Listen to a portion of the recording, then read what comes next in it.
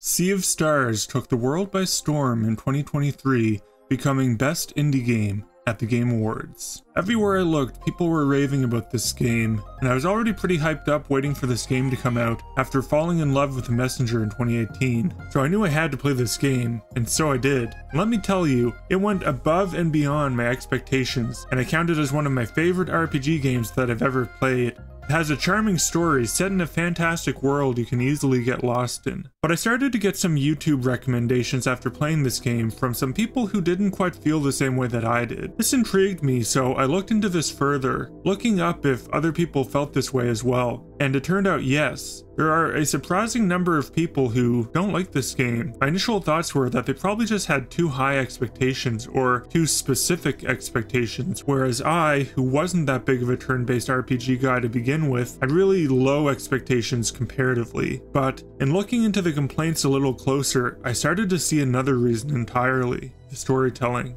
They generally think the storytelling in Sea of Stars is bad, and being a channel that has a heavy focus on storytelling in video games, I had to investigate.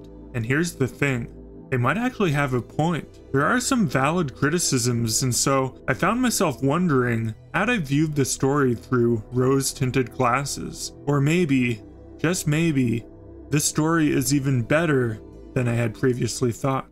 Hi, I'm Alex, and I make video games. I also do plenty of videos like this one where I discuss storytelling in video games. If you're interested in that kind of content, then please consider subscribing. I'm guessing a lot of you probably have your pitchforks ready if you hear me say anything bad about this game, but hear me out. Actually, let's backtrack a bit first, as some of you watching may not have even heard of this game before. But if that's the case, why are you watching?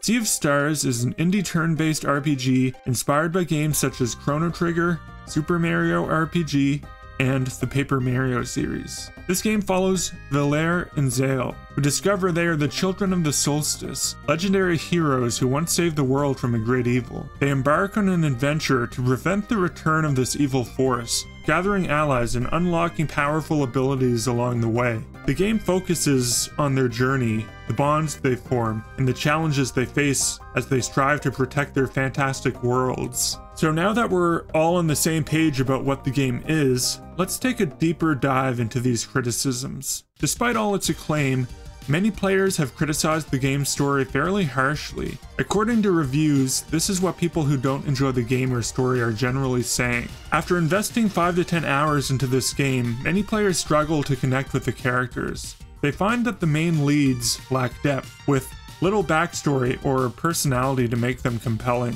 Questions about their motivations and desires remain unanswered. This sentiment is echoed by others who have completed the game. While they typically appreciated the game's overall charm, they found the story and character development to be lacking. The ending, in particular, felt abrupt and unsatisfying, with major character arcs seemingly unresolved. And unsurprisingly, most of the reviews mention Garl. Garl has sparked mixed reaction amongst players. Some find him to be a charming and positive addition to the team, adding a sense of lightheartedness to the story. They appreciate his unwavering optimism and see him as a beacon of hope in the game's world. However, not everyone shares this sentiment. Some players find Garl to be overly optimistic to the point of annoyance. They criticize his lack of depth and development, feeling that he is a one-dimensional character. They argue that his character arc is predictable and that he lacks the complexity needed to make him a compelling character. Some even go as far as to call him a Mary Sue. They say he is a perfect character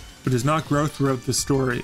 Now, I've got to add a criticism of my own. I'm sure other people felt this way too, but I didn't really see it that much, and that is Malcolmhood.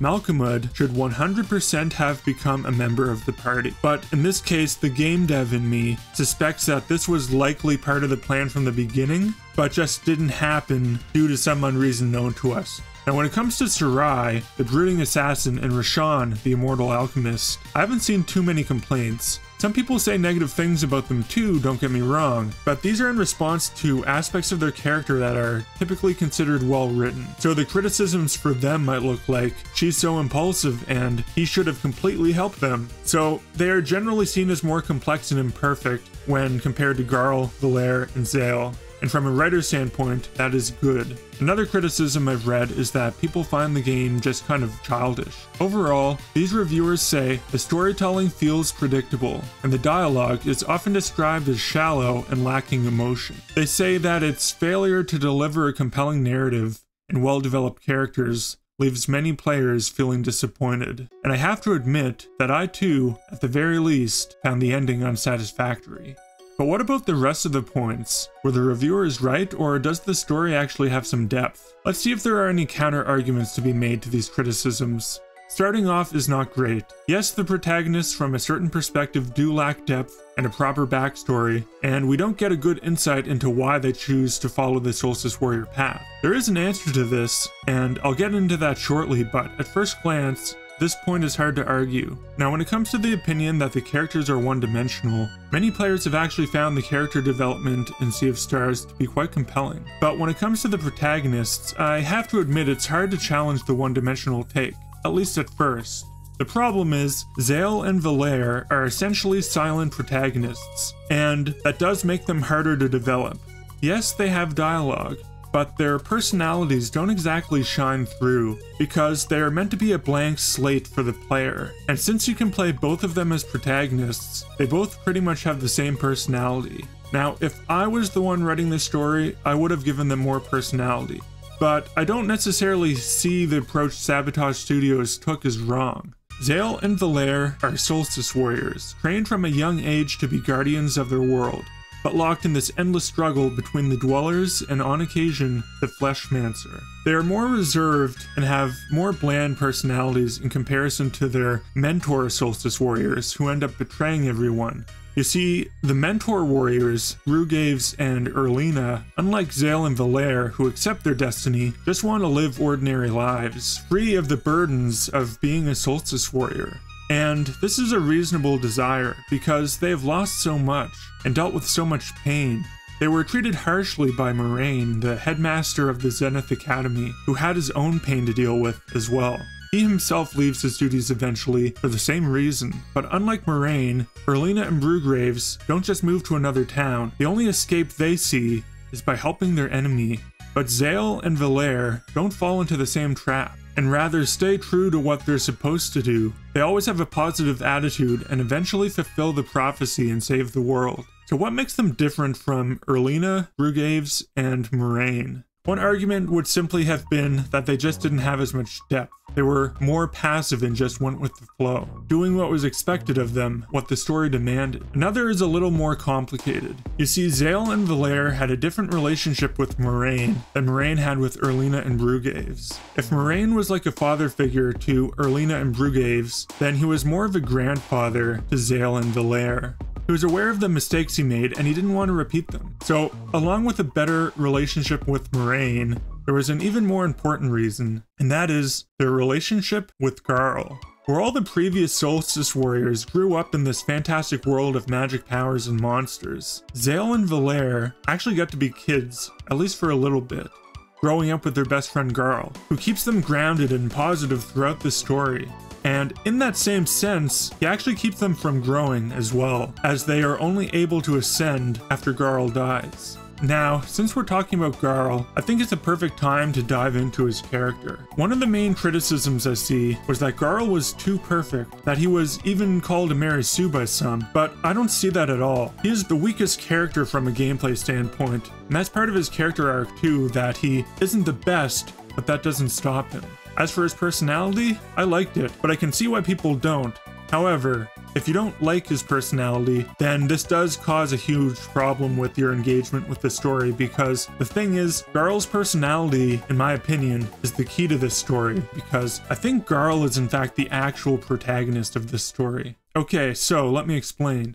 We addressed Zale and Valere's rather bland personality, being silent protagonists and all that. Well, aside from this being a more normal thing in video games, it's actually more of a common trope than you might think. There are a tremendous amount of Sherlock Holmes stories in our culture, and if I were to ask you who the protagonist of these stories was, you'd rightfully and probably say Sherlock. But here's the thing. It's actually Dr. Watson. So why? Well, the original books were written in first person, told from the point of view of Dr. Watson. This was because Sherlock Holmes is an eccentric genius, an odd character with a very distinct personality, one that people admire and find fascinating, but not one that people can generally empathize with, whereas Dr. Watson is more of a down-to-earth personality. People can step into his shoes and see the world from his eyes. Were we to see the world from Sherlock's perspective, we'd have the illusion of the story shattered every other second because he doesn't think the same way we do. He doesn't see the world in the same way we do, and having that as a reminder gets in the way of our immersion into the story. It's the exact same thing with Doctor Who always has human companions. And so these Watsons and Doctor Who companions kind of act like silent protagonists in video games. So I'm guessing you might see where I'm going with this by now. Zale and Valere are the companions, and Garl is the Sherlock Doctor Who-esque character. His positivity and optimism is unmatched. This is Garl's superpower. This is what sets him apart from everyone else. It's for this very reason that we don't play as him.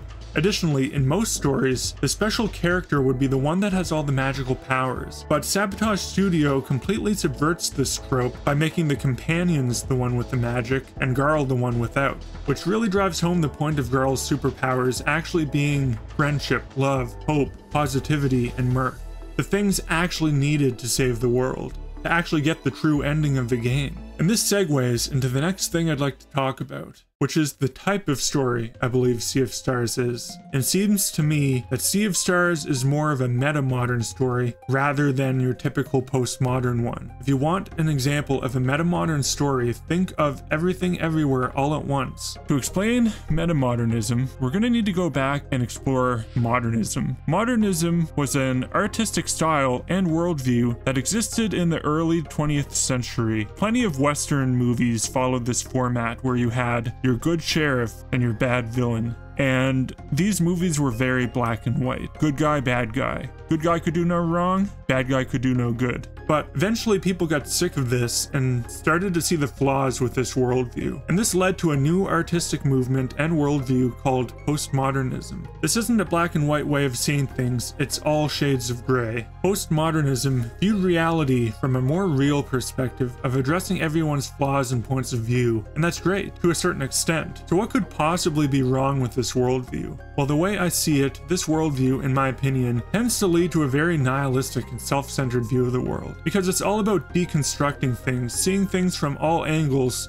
but to the point that you don't actually know what you're looking at anymore. So like the transition between modernism and postmodernism, I believe that we are starting to see the transition from postmodernism to metamodernism. Metamodernism is a more optimistic worldview and artistic style that addresses the reality of the flawed nature of all people, the complexities of competing viewpoints, while at the same time bringing back many of the good aspects that we lost from modernism, but with a positive twist with the downsides addressed. It's the best of both worlds. So, why am I ranting about all this? Because the way I see it, if Sea of Stars were a postmodern story, Erlina and Brugaves would be the protagonists. They are the archetypical postmodern protagonists. They have a great depth of character. They see the futility of their future. They see endless suffering. They see the life that they want that's out of reach. They're just doing what is best for them because they don't see any way in which they can make the future better. To me, they encapsulate what has become of modern heroes, or more accurately, anti-heroes,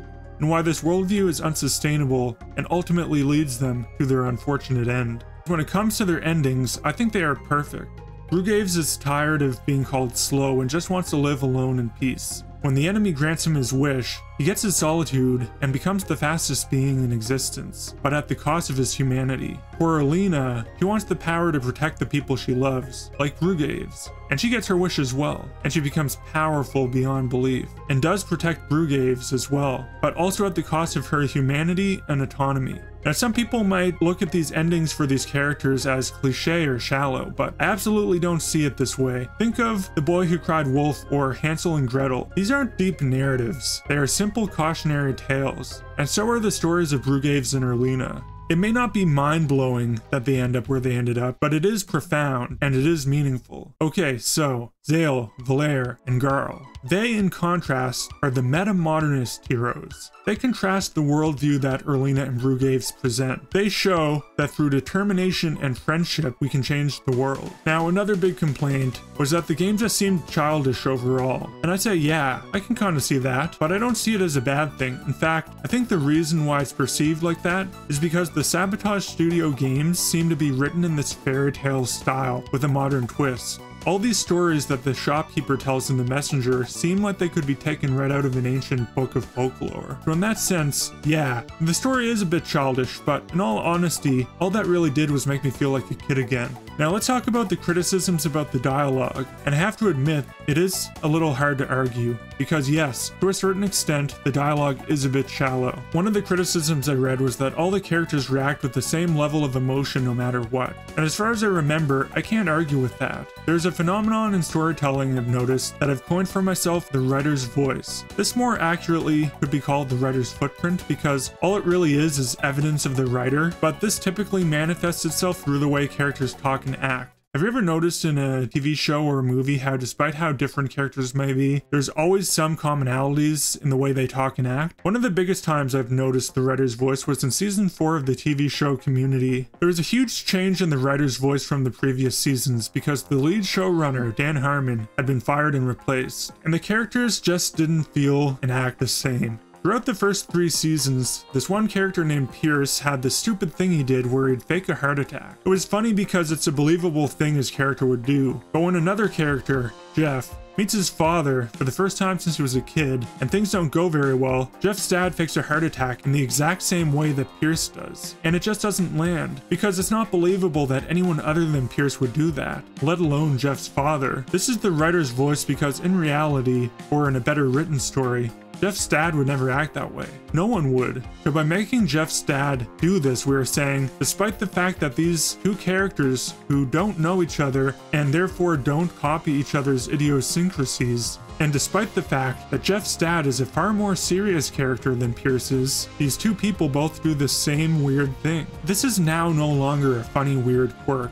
But instead, this is a common behavior that people act out in this universe. This is evidence that the story doesn't take place in reality. I found that it's pretty much impossible to eliminate the writer's voice entirely, but the better a story is told, the less obvious it is. It makes the story feel more real. So when it comes to Sea of Stars, the writer's voice is fairly strong. Many of these characters seem very similar and talk similarly. And like the criticism I mentioned before, they react with the same degree of emotion. And in that sense, I think this is what people are talking about when they say the dialogue is shallow. But I disagree wholeheartedly that the story was emotionless. Sure, the dialogue could have had more depth, but to me this isn't that big of a deal and is made up for by the larger narrative. To me, this game is bursting with emotion. And if you don't see that, but you want to, from my perspective, you just need to turn your mind off and just enjoy the game for what it is. Because the game isn't Chrono Trigger or whatever RPG you're comparing it to. It's inspired by them, sure, but it's its own beast telling its own story in its own way. And when it comes to the dialogue as well, some people criticize the game for its lack of dialogue, particularly when it comes to the group dynamics.